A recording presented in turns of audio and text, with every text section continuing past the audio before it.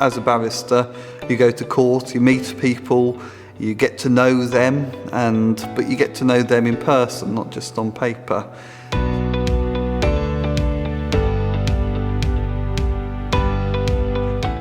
As a lawyer, I would go into court and represent people, and then afterwards I would say goodbye to them and send the papers back to the solicitor and have nothing more to do with them. So you were there for a very, very short period of their lives. And it was a vital period in many ways. It was a very short period.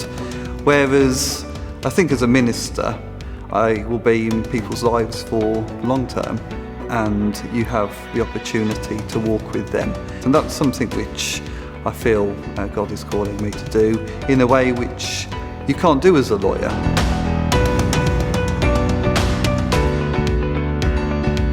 I used to go to a Methodist church down in Great Bar in Birmingham. I used to go with my family and went to Sunday school and really grew up there. But after I'd finished at university, I felt that it was a time for a change. So I started coming to St Matthew's Church here in Walsall and got involved in an evening service called Church Your Praise. In the end, my wife and I ended up leading Church Your Praise for about 9 years and had an amazing time, and God really deepened our faith through it. So there's never really been a time where I've actually felt that I've come to faith, where I've actually had that experience of starting to believe something which I hadn't believed before. But there's been a gradual understanding of who God is and God's involvement in my life.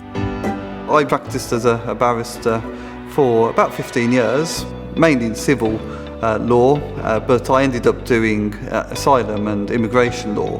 And it was really part of that I felt that God was calling me to work amongst people who were on the fringes of society, and asylum seekers are very much that.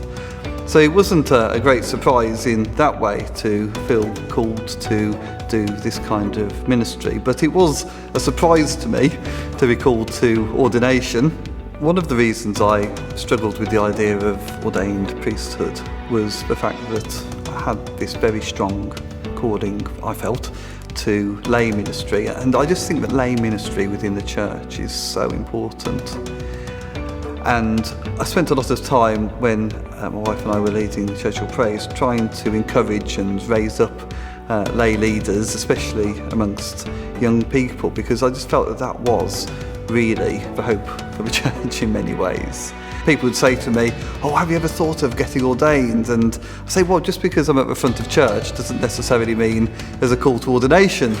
So I resisted it really, but over the years it was suggested by several other people who were a lot closer to me, my wife and the vicar here and a few other friends. And in the end I decided, well, I need to explore it. So I went off and explored it with the vocations advisor, who then passed me on to the DDO. And all the time I was thinking it's not really my calling, but lots of other people confirmed it in me. And I've got to a point now where actually I do feel that is the calling that God has placed on my life. But it's been quite a long journey to get there.